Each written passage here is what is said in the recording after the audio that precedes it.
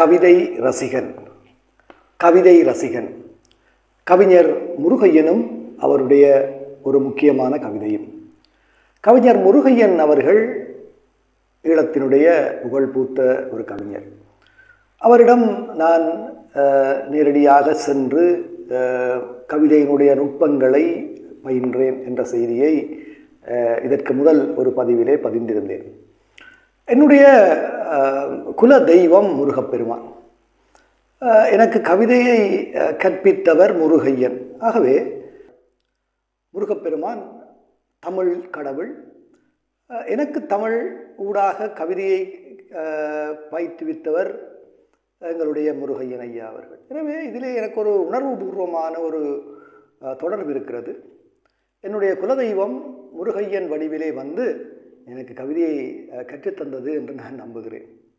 கவிஞர் முருகையன் அவர்களிடம் நான் கவிதை பயில சென்று கிட்டத்தட்ட ஒரு வருடமாக அவரிடம் வீட்டிலே அவருடைய பல்வேறு கவிதைகளோடு ஊடாடி ஒரு கவிதையினுடைய அடிப்படை யாப்பு வடிவங்களை நான் அறிந்து கொண்டேன்.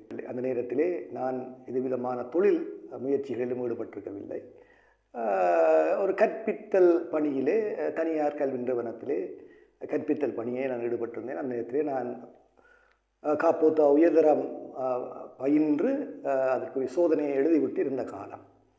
அப்போ அவரிடம் கிட்டத்தட்ட ஒரு வருடம் நான் சென்று கவிதை பயின்ற போது அவருக்கு ஒரு கைமாறு வழங்கக்கூடிய சூழல் எனக்கு இருக்கவில்லை. ஆனால் நான் அவருக்கு அதுவும் ஒரு கவிதையிலே அவருக்கு ஒரு பரிசு ஒன்றை கொடுப்போம்னு நினைத்தேன். ஒரு கோடி வேட்டி ஒன்றை அவருக்கு நான் வேண்டி கொடுத்தேன். ஒரு கோடி என்று ஒரு கவிதையை எழுதி அவருக்கு அன்பளிப்பாக வழங்கினேன். ஒரு கோடி ரூபா பெறுமதியாய் கொடுப்பதற்கு அந்த நேரத்தில் எனக்கு வசதி இல்லை. ஆனால் ஒரு கோடி வேட்டியை அவருக்கு வழங்கினேன். அந்த நேரத்திலே கொடுத்தேன் ஓர் கோடி என்ற தலைப்பிலே அவருக்கு அந்த பரிசை என்னுடைய அன்பளிப்பை வழங்கியது எனக்கு இன்றும் மனதிலே மிகுந்த பசுமையாக ஞாபகத்தில் இருக்கிறது. முருகையன் ஒரு சிறந்த கவியரங்க கவிஞர். கவிதைகளை அந்த ஓசை ஒழுங்கிலே சிறப்பாக வெளிப்படுத்துகின்ற ஒரு ஆற்றல் அவரிடம் இருந்தது. அதை தாண்டி அவருக்கு இந்த செய்யுள்களிலே நல்ல ஈடுபாடு இருந்தது. அந்த செய்யுளை இசை கூட்டி பாடுகின்ற வல்லமையும் அவரிடம் இருந்தது. 80களிலே ஈழத்திலே யாழ்ப்பாணத்திலே நடந்த அநேகமான கவியரங்கங்கள் கவிஞர் முருகையனுடைய தலைமையிலே நடந்த கவியரங்கள், பல கவியரங்கங்கள் நடந்திருக்கின்றன. அதிலே சில கவியரங்கங்களிலே நான் பங்கு பற்றியது எனக்கு கிடைத்த ஒரு மிக முக்கியமான ஒரு வாய்ப்பாக நான் பார்க்கிறேன். கவிஞர் முருகையனிடம் இருக்கின்ற அந்த கவிதை கோட்பாடு அல்லது கவிதை சம்பந்தமான அவரது பார்வை ஒப்பீட்டளவிலே ஏனையவரிடம் இருந்த பார்வையை விட வேறுபட்டதாகத்தான் நான் பார்க்கிறேன். அவர் இந்த மரபு கவிதை புது கவிதை என்று கவிதையை பிரிப்பதிலே அவருக்கு அவ்வளவு உடன்பாடில்லை. அவர் கவிதையாக இருக்க வேண்டும் என்று சொல்லுவார். ஆனால் அவர் சொல்லுவார், ஒரு கவிதை மரபு கவிதையாகவும் இருக்க வேண்டும், அதே நேரம் அது புது கவிதையாகவும் இருக்க வேண்டும் என்ற ஒரு கருத்தை அவர் வெளிப்படுத்தியிருக்கிறார். அதன் அர்த்தம் என்னவென்றால், கவிதையினுடைய அடிப்படையான மரபு சார்ந்த விடயங்களை அந்த கவிதை கொண்டிருக்கின்ற அதே நேரத்திலே என்னென்ன புதுமைகளை உள்புகுத்த வேண்டுமோ அதையும் கொண்டிருக்க வேண்டும் என்பது அவருடைய ஒரு கருத்தாக இருந்தது. அதுதான் அவருடைய ஒரு கவிதை மரபு கவிதையாகவும் அதே நேரம் புது கவிதையாகவும் இருக்க வேண்டும் என்று சொன்ன அந்த கருத்தாக நான் பார்க்கிறேன். அடுத்தது அவர் மீண்டும் மீண்டும் அந்த ஓசை பண்பு, கவிதையினுடைய ஓசை பண்பை அவர் எந்த சந்தர்ப்பத்திலுமே புறக்கணித்தவர் அல்ல. அவருடைய காலம் புது கவிதை கோலோச்சிய காலமாக இருந்தாலும் அவர் சில வசன கவிதைகளை எழுதியிருந்தாலும் அவருடைய பெரும்பான்மையான கவிதைகள் ஓசை சார்ந்த கவிதைகளாக இருந்தன. அதிலும் யாப்பினுடைய பல்வேறு வடிவங்களை அவர் மிக லாபகமாக கையாண்டு மரபு கவிதைகளை அவர் எழுதியிருக்கிறார். அப்போ அவர் வளமையாக இன்னும் அவருடைய ஒரு பிரபலமான ஒரு வசனம் இருக்கிறது, நாங்கள் செவிகளை கழற்றி வைத்து விட்டோமா, நாங்கள் அந்த ஓசை சுவையை ஏன் நாங்கள் வெறுக்க வேண்டும், எங்களுக்கு செவிகள் இல்லையா, இன்றைக்கு எங்களுடைய செவிகள் செயலிழந்து விட்டனவா என்று கேட்பார். ஏனென்றால் அந்த ஓசை சுவையிலே நாங்கள் அதை ரசிப்பதிலே என்ன இடையூறு இருக்கிறது, அதை ஏன் நாங்கள் தீட்டாக ஒதுக்க வேண்டும் என்று கேட்கின்ற அவருடைய அந்த கருத்து ஒரு மிக முக்கியமான கருத்தாகத்தான் நாங்கள் பார்க்க வேண்டும். இதைவிட அவருக்கு இருந்த அந்த மொழிப்புலமை, ஆங்கில மொழிப்புலமையிலே அவர் பல்வேறு பிற நாட்டு கவிதைகளை மிக ஆரம்ப காலத்திலேயே மொழிபெயர்த்தவர். அவர் இறுதி வரை அந்த மொழிபெயர்ப்பு அல்லது வேறு மொழிகளிலிருந்து இருக்கின்ற அந்த கவிதை நுட்பங்களை உள்வாங்குவதிலே மிக ஆர்வமாக இருந்தவர். அவருடைய அந்த நுட்பங்களை அவர் இந்த மிகவும் இலாபகமாக மரபு கவிதைகளிலே மிகச்சிறப்பாக அந்த மேற்கத்திய நுட்பங்கள், இப்போ நாங்கள் இன்று இசங்கள் என்று பலவற்றை சொல்லுகின்றோம், அவற்றை நாங்கள் புது கவிதையிலே தான் பாவிக்கலாம் என்று சிலர் வாதிடுகிறார்கள். இல்லை, அவ்வாறில்லை. அவ்வாறான நுட்பங்களை, புதிய நுட்பங்களை மரபு கவிதையிலும் உள்வாங்கலாம் என்று அவர் எண்பித்து காட்டியிருந்தார். அவருடைய நாடகங்களிலே அவருடைய கவிதைகள் எடுத்தாளப்பட்டன. பல வேறு நாடகங்களிலும் முருகையன் ஐயா அவர்களுடைய கவிதைகள் எடுத்தாளப்பட்டன. அவர் நாடகத்துக்கு மிகப்பெரிய மெருகை ஊட்டின என்பதை மறக்க முடியாது. அவருடைய கவிதையிலே ஈழத்தினுடைய தனித்துவமான பேச்சோசை பண்பு இருப்பதை நாங்கள் பார்க்கலாம். இது மகாகவி, நீலாவணன், அதற்கு பிறகு முருகையா போன்றவர்களுக்கு பிறகு சோப்பா, கவிஞர் புதுவை ரத்தினதுரை, கல்வியல் குமாரசுவாமி போன்ற பலரிடம் இருக்கின்ற எங்களுடைய ஈழத்துக்கே தனித்துவமான அந்த பேச்சோசை பண்பை முருகையனுடைய கவிதையிலே பார்க்கலாம். இன்று நாங்கள் அவருடைய ஒரு மிக பிரபலமான 70களிலே வெளிவந்த ஒரு கவிதையை பார்க்கிறோம். 2000 ஆண்டு பழைய சுமை எங்களுக்கு. இந்த கவிதை எங்களுடைய 2000 வருடங்களாக எங்களுடைய தமிழ் இலக்கிய பரப்பு அல்லது எங்களுடைய தமிழ் கலாச்சாரம் பல சுமைகளோடு தான் இருக்கிறது என்று இந்த கவிதை சொல்லுகிறது. இது ஒரு விமர்சனத்துக்குள்ளான கவிதை. ஏனென்றால் எங்களுடைய பழமைகள் எல்லாம் குப்பைகள் தானா, அதிலே நல்லவைகள் இல்லையா என்று பல மரபு சார்ந்த அறிஞர்கள் இந்த கவிதையை விமர்சித்தார்கள். அதில் உண்மையும் இருக்குவதற்கு வாய்ப்பு இருக்கிறது. ஏனென்றால் ஒட்டுமொத்தமாக நாங்கள் எங்களுடைய பழமையை நாங்கள் புறக்கணிக்க வேண்டுமா, அல்லது பழமை என்பது சுமைதானா என்றதிலே வாத பிரதிவாதங்கள் இருக்கின்றன. ஆனால் முருகையன் அவர்கள் அவருடைய கோணத்திலே நாங்கள் தேவையற்ற பல பழமையான விடயங்களை இன்னும் சுமந்து கொண்டிருக்கின்றோம். பல வெளிநாட்டவர்கள் மிக தெளிவாக தேவையற்றவற்றை ஒதுக்கி பழையன கழிதலும் புதியன புகுதலும் என்ற நோக்கத்திலே பலவற்றை உள்வாங்கி இருக்கிறார்கள்.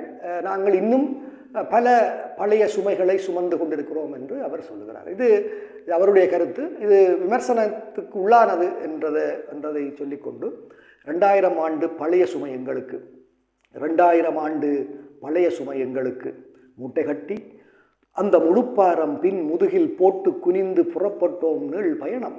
மூட்டை கட்டி அந்த முழுப்பாரம் பின் முதுகில் போட்டு குனிந்து புறப்பட்டோம் நீள் பயணம். திட்டம் என்று நம்பி சிதைந்த பழம் பொருளின் ஓட்டை உடைசல் உளுத்த இரவல்கள் பீட்டல் பெறுதல் பிசகி உதிர்ந்தவைகள் நைந்த கந்தல் நன்றாக நாரி பழுதுபட்டு சிந்தி இறைந்த சிறிய துணுக்கு வகை இப்படியான இவற்றையெல்லாம் சேகரித்து மூட்டகட்டி அந்த முழுப்பாரம் கண் பிதுங்க காட்டு வழியில் பயணம் புறப்பட்டோம். திட்டம் என்று நம்பி சிதைந்த பழம்பொருளின் ஓட்டை உடைசல் உளுத்த இரவல்கள் பீத்தல் பெறுதல் பிசகி உதிர்ந்தவைகள் நைந்தகந்தல் நன்றாக நாரி பழுதுபட்டு சிந்தி இறைந்த சிறிய துணுக்கு வகை இப்படியான இவற்றையெல்லாம் சேகரித்து மூட்டை கட்டி அந்த முழுப்பாரம் கண் பிதுங்க காட்டு வழியில் பயணம் புறப்பட்டோம். 2000 ஆண்டு பழைய சுமை எங்களுக்கு. மூட்டை முடிச்சு முதலியன இல்லாதார் ஆட்டி நடந்தார் 2 வெறும் கையும். பாதை நடையின் பயணத் துயர் உணரா மாதிரியில் அந்த மனிதர் நடந்தார்கள். 2000 ஆண்டு பழைய சுமை எங்களுக்கு. மூட்டை முடிச்சு முதலியன இல்லாதார் ஆட்டி நடந்தார் 2 வெறுங்கையும். பாதை நடையின் பயணத் துயர் உணரா மாதிரியில் அந்த மனிதர் நடந்தார்கள். ஆபிரிக்க பாங்கில் அவர்கள் நடந்தார்கள். மற்றும் சிலரோ வலிமை மிகு ஆயுதங்கள் பற்றி முயன்று பகை களைந்து மேலேறி விண்வெளியை எட்டி வெளிச்செல்லும் முன்பாக மண் தரையில் வான வனப்பை சமைப்பதற்கும் வாய்ப்பை சமனாக பகிர்ந்து சுகிர்ப்பதற்கும் எய்ப்பை ஒளித்தே இணைந்து நடப்பதற்கும் நெஞ்சம் இசைந்தார். மற்றும் சிலரோ வலிமையுள்ள ஆயுதங்கள் பற்றி முயன்று பகை களைந்து மேலேறி விண்வெளியை எட்டி வெளிச்செல்லும் முன்பாக மண் தரையில் வான வனப்பை சமைப்பதற்கும் வாய்ப்பை சமனாய் பகிர்ந்து சுகிப்பதற்கும் எய்ப்பை ஒளித்தே இணைந்து நடப்பதற்கும் நெஞ்சம் இசைந்தார். நிகழ்த்தினார் நீள் பயணம். பின்முதுகிற் பாரப் பெருமை இல்லாதவர்கள் இத்தனையும் செய்தார். இனியும் பல செய்ய எத்தனிப்போம் என்றார். இவை கண்டும் நாமோ 2000 ஆண்டு பழைய சுமை அத்தனையும் சற்றே இறக்கி சலிப்பகற்றி ஓய்வு பெற்று புத்தாக்கம் மெய்தி புறப்படவும் எண்ணவில்லை. மேலிருக்கும் மூட்டை இறக்கி அதை அவிழ்த்து கொட்டி உதறி குவிக்கின்ற கூளத்துள் வேண்டாத குப்பை விலக்கி மணி பொறுக்கி அப்பாலே செல்லும் அறிவு விழிப்பென்பதோ சற்றேனுமில்லோம் சலிப்பும் வலிப்புமள பின்முதுகை பாரம் பெரிதும் இடர்படுத்த ஊறுகிறோம் ஊறுகிறோம் ஓயாமல் ஊறுகிறோம். நாமோ 2000 ஆண்டு பழைய சுமை அத்தனையும் சற்றே இறக்கி சலிப்பகற்றி ஓய்வு பெற்று புத்தாக்கம் எய்தி புறப்படவும் எண்ணவே மேலிருக்கும் மூட்டை இறக்கி அதை அவிழ்த்து கொட்டி உதறி குவிக்கின்ற கூளத்துள் வேண்டாத குப்பை விலக்கி மணி பொறுக்கி அப்பாலே செல்லும் அறிவு விழிப்பென்பதோ சற்றேனுமில்லோம் சலிப்பும் வலிப்புமள பின்முதுகை பாரம் பெரிதும் இடர்படுத்த ஊறுகிறோம் ஊறுகிறோம் ஓயாமல் ஊறுகிறோம். பரந்த உலகோர் பலரும் சுமையை சுருங்கும் படியாய் குறைத்து சிறிதாக்கி கைப்பைக்குள் வைத்து கருவங்கள் ஆற்றுகையில் வெற்றுக்கை கொண்டு வியப்புகள் ஆக்குகையில் பரந்த உலகோர் பலரும் சுமையை சுருங்கும் படியாக குறைத்து சிறிதாக்கி கைப்பைக்குள் வைத்து கருவங்கள் ஆற்றுகையில் வெற்றுக்கை கொண்டும் வியப்புகளை ஆக்குகையில் புத்திநுட்பம் செய்கை நுட்பம் போக்கு நுட்பம் என்பவற்றால் சித்தி பல ஈட்டிச் செகத்தினே ஆட்டுகையில் பரந்த உலகோர் பலரும் சுமையை சுருங்கும் படியாக குறைத்து சிறிதாக்கி கைப்பைக்குள் வைத்து கருமங்கள் ஆற்றுகையில் வெற்றுக்கை கொண்டும் வியப்புகளை ஆக்குகையில் புத்திநுட்பம் செய்கை நுட்பம் போக்கு நுட்பம் என்பவற்றால் சித்தி பல ஈட்டி ஜெகத்தினையே ஆட்டுகையில் நாங்களினிலோ நலிந்து மிக இறங்கி பின்முதுகை பாரம் பெரிதும் இடர்படுத்த உருகுறோம் உருகுறோம் ஓயவில்லை உருகுறோம். வேண்டாத குப்பை விலக்கி மணிபொறுக்கி அப்பாலே செல்லும் அறிவோ குறைவோ 2000 ஆண்டு பழைய சுமை எங்களுக்கு பண்பாட்டின் பேரால் பல சோலி எங்களுக்கு. 2000 ஆண்டு பழைய சுமை எங்களுக்கு பண்பாட்டின் பேரால் பல சோலி எங்களுக்கு.